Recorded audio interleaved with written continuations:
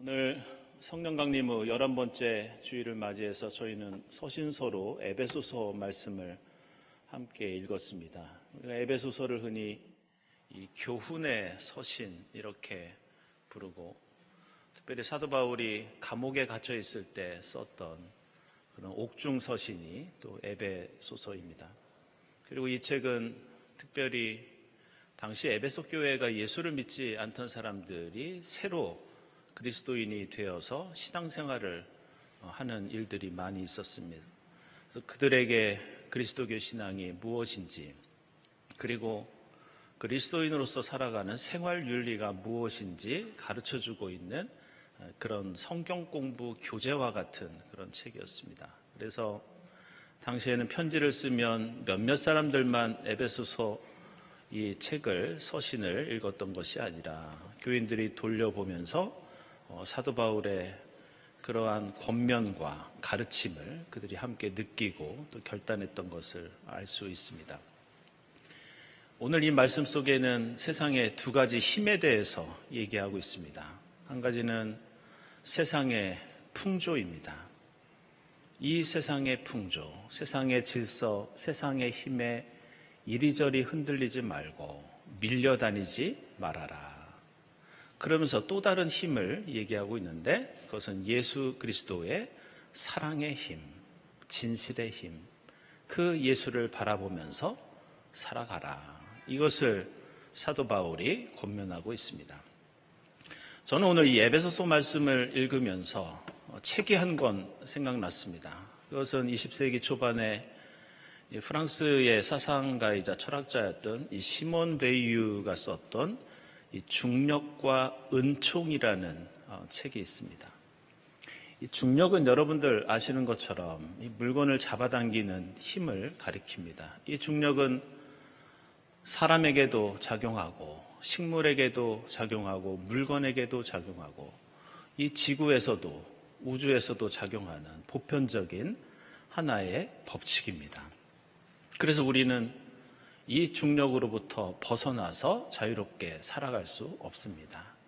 시몬 베이유가 중력이라는 말을 쓴 이유가 바로 거기에 있습니다. 그가 말한 중력은 무엇이었느냐? 바로 우리가 살면서 갖게 되는 인간의 이기심, 우리의 욕망, 그리고 탐욕을 마치 우리가 벗어날 수 없는 중력과 같다, 이렇게 이야기합니다. 이 지구가 우리를 끊임없이 끌어당기는 것처럼 오늘 사도 바울이 말하는 세상의 풍조와 질서와 힘이 우리를 계속해서 잡아당기는 것처럼 우리가 가지고 있는 탐욕과 이기심이 우리를 멸망과 심판의 방향으로 끌어당긴다는 그런 얘기를 하고 있습니다. 그러면서 시몬 베이유는 우리가 이러한 욕망의 중력에 저항할 수 있고 그것으로부터 벗어나고 극복할 수 있는 또 하나의 힘이 있는데, 그것은 바로 하나님의 은총이다. 은총의 힘이 있다. 이렇게 얘기합니다. 오늘 에베소서에서 사도 바울이 세상의 풍조와 예수에게 이르는 삶을 대조시킨 것처럼 시몬 베이유도 세상 풍조에 휩쓸리는 삶으로부터 벗어나 그것을 거슬러 올라가는 은총의 삶을 대조시키면서 얘기하고 있습니다. 따라서 그리스도인이라는 존재는 성령이 주시는 지혜와 힘을 통해서 끊임없이 이 욕망의 중력에 저항하며 사는 사람들이 바로 그리스도인입니다. 그리스도인은 성령의 인도에 따라 세상의 풍조가 아닌 하나님의 은총을 향한 삶을 살아야 하고 예수 그리스도에게 다다르는 삶을 살아야 한다는 것이 오늘 에베소서의 중요한 가르침입니다. 구약 성경에 여러 가지 이야기들과 사건들이 나오는데 그 중에서 지금까지 말씀드린 이 하나님의 은총, 그리고 인간의 욕심과 욕망을 잘 대조해서 보여주는 일이 오늘 우리가 읽은 만나와 메추라기 이야기입니다. 오늘 출애굽기 16장 보시면 이스라엘 백성들이 이집트를 탈출해서 이제 광야 생활을 하는데 배가 고프다고 굶어 죽게 됐다고 하나님께 불평불만을 쏟아냅니다. 그러자 하나님께서 하늘에서 비처럼 먹을 것을 내려주실 것인데 저녁에는 고기를 주고 아침에는 빵을 주겠다고 말씀하십니다. 그리고 약속대로 메추라기가 날아와서 땅을 뒤덮었고 만나가 마치 서리처럼 땅 위에 내렸다고 나옵니다. 하늘에서 내린 이 만나, 이 말은 히브리어로 만후라고 합니다. 근데 이게 무슨 뜻이냐? 오늘 여러분 읽은 출애굽기에 나오는 것처럼 도대체 이게 무엇이냐? 이런 뜻입니다. 지금까지 본 적도 없고 상상조차 못했던 그러한 음식을, 그러한 은총을 하나님께서 베풀어 주셨습니다. 그래서 이스라엘 백성들은 그 신기하고 놀라운 기적을 경험하면서 이게 도대체 무엇이냐? 만후, 이렇게 외칩니다. 그래서 이 만후가 만나가 됩니다. 그래서 우리는 하나님께서 베풀어 주신 은혜와 기적을 고백할 때 흔히 만나와 메추라기라고 하는 이 표현을, 관용적인 표현을 통해서 하나님의 은혜와 기적을 표현할 때가 많이 있습니다. 그 정도로 만나와 메추라기는 우리 신앙에서 대단히 중요한 이미지와 심볼과 의미를 담고 있습니다. 그런데 우리가 주목할 것은 이 만나와 메추라기에 관한 말씀을 성경에서 쭉 읽어보면 우리는 이해할 수 없는 한 가지 이상한 점을 발견할 수 있습니다. 그것은 광야에서 분명히 하나님께서 이스라엘 백성들이 배가 고프다고 불평불만을 쏟아낼 때 만나와 메추라기를 주셨는데 정작 성경을 자세히 읽어보면 이 이스라엘 백성들이 메추라기를 맛있게 배부르게 먹은 이야기가 거의 나오지 않습니다. 오늘 출애굽기 16장 보면 하나님이 주신 음식을 거두는 장면도 나오고 그것을 보관하는 내용도 나옵니다.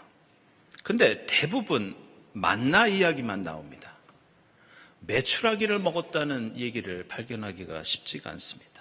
다시 말해서 진친 곳을 뒤덮은 메추라기가 있었는데 그 메추라기를 어떻게 거두고 어떻게 항아리에 모으고 그것을 나중에 어떻게 먹었는지에 대한 묘사가 성경에는 자세히 나오지 않습니다. 그래서 여러분들 오늘 16장 마지막 부분에서도 이스라엘 자손은 정착지에 이를 때까지 40년 동안 만나를 먹었다. 메추라기 이야기가 나오지 않습니다. 근데 놀랍게도 이것은 오늘 출애굽기 16장뿐만이 아니라 성경 전체가 가지고 있는 하나의 특징입니다. 예를 들어서 신명기 8장 3절을 읽어보면 하나님께서 40년 동안 이스라엘 백성들을 먹이시고 인도하셨다는 그러한 이야기가 나오는데 하나님이 만나를 주신 것은 언급하고 있는데 메추라기 이야기는 나오지가 않습니다. 여호수아서 5장 12절도 보면 하나님께서 출애굽하는 백성들에게 만나를 주셨다는 만나의 은총은 나오지만 메추라기는 역시 생략되어 있습니다. 느헤미야기 9장에서도 그렇고 그것은 시편 78편에서도 마찬가지입니다. 그리고 이런 특징은 구약 성경뿐만이 아니라 오늘 우리가 읽은 복음서를 비롯해서 신약 성경도 똑같은 특징을 가지고 있습니다. 오늘 요한복음서 6장 보시면 하늘에서 빵을 내려서 그들에게 먹게 하셨다. 성경 말씀이 인용됩니다.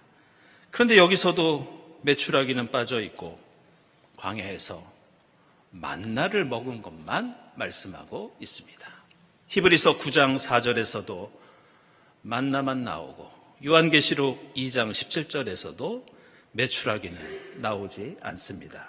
그렇다면 우리는 이 대목에서 정말 이상하게 생각하지 않을 수 없습니다. 우리는 묻지 않을 수 없습니다.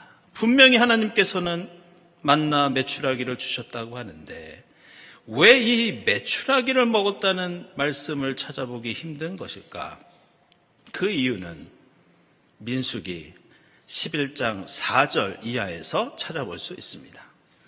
이 민수기 11장을 보면 여기에서도 이스라엘 백성들은 성경에 여러 번 반복되면서 나오듯이 배고파 죽겠다고 너무 힘든 광야길을 간다고 하나님을 향해서 불평과 불만을 쏟아냅니다. 그때 하나님께서는 민수기를 보면 그 일로 매우 진노하셨다 이렇게 말씀합니다. 그리고 그들이 하나님 주신 만나에 만족하고 감사했던 것이 아니라 마음속에 탐욕이 가득 찼고 또다시 고기가 먹고 싶어서 하나님과 모세에게 불평했다는 이야기가 거듭해서 소개되고 있습니다. 그러자 하나님께서 그때 바람을 일으켜서 이스라엘 백성들에게 엄청난 양의 메추라기가 쏟아지도록 하십니다. 민수기 11장 31절을 보면 얼마나 이 메추라기를 많이 주셨느냐. 땅 위에서 2자나 쌓일 정도로 메추라기가 떨어졌다고 그렇게 나옵니다. 그런데 중요한 것은 이스라엘 백성들이 이 메추라기를 가지고 무엇을 했느냐. 이런 말씀이 기록되어 있습니다.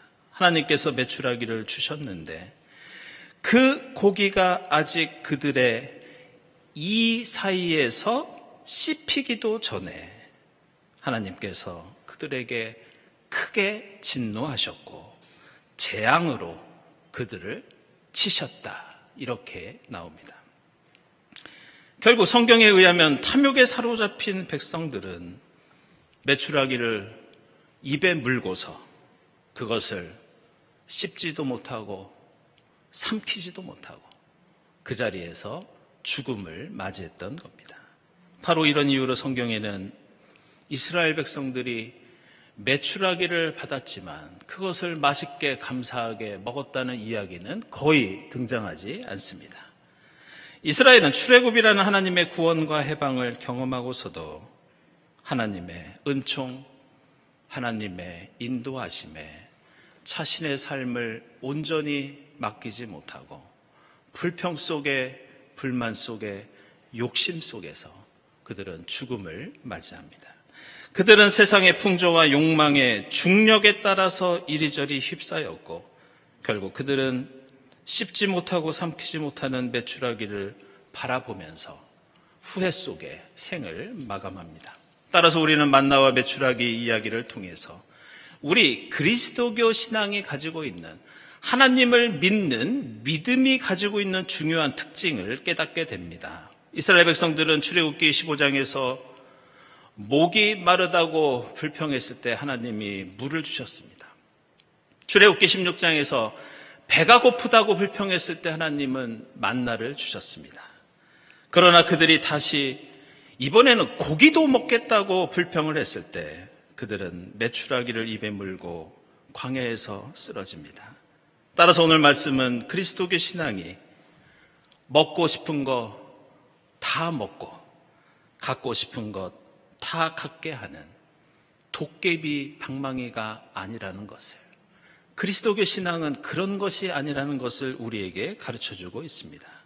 하나님을 믿는 신앙은 때마다 조금 더 달라고 불평하고 매달리는 신앙이 아니라 이미 받은 만나에 감사하고 이미 받은 은혜에 만족하면서 하나님을 찬양하고 주님과 함께 동행하는 것이 하나님을 믿는 신앙이라고 가르쳐주고 있습니다. 빵 몇 개, 고기 몇 점 더 얻기 위해서 발버둥 치는 삶이 아니라 약속의 땅을 향해서 하나님 나라와 그 의를 위해서 고난을 이겨내면서 주님과 함께 불기둥과 구름기둥을 바라보며 행진하는 것, 그것이 바로 하나님을 믿는 믿음입니다. 따라서 그리스도인은 만나와 메추라기 사이에 있는 존재입니다. 우리는 하나님의 은총과 세상의 욕망의 중력 사이에 존재하는 사람들입니다. 오늘 요한복음서에서 예수께서는 우리가 그 사이에서 빵 하나 더 달라고 소유하고 먹는 삶이 아니라 세상을 위해서 우리가 생명의 빵이 되고 다른 사람들에게 나의 것을 먹여야 한다고 말씀하고 있습니다. 만나와 메추라기 사이에서 고기를 더 달라고 소리치는 것이 아니라 만나를 기쁘게 먹고 내가 하늘의 만나가 되어서 세상을 살리는 일에 매진하라고 예수께서는 우리에게 권면하고 있습니다. 성령 강림 후 11째 주일을 보내면서 그리고 이제 곧 우리가 함께 나누는 성만찬을 통해서 주님의 몸과 피를 먹고 마시면서 이러한 힘과 이러한 지혜를 얻을 수 있기를 바랍니다. 세상의 풍조와 욕망의 힘과 중력을 이겨내고 극복하면서 매일매일 주님의 은총에 기뻐하고 감사하는 여러분의 광야길 같은 믿음의 여정이 될 수 있기를 주님의 이름으로 축원합니다. 기도하겠습니다. 하나님,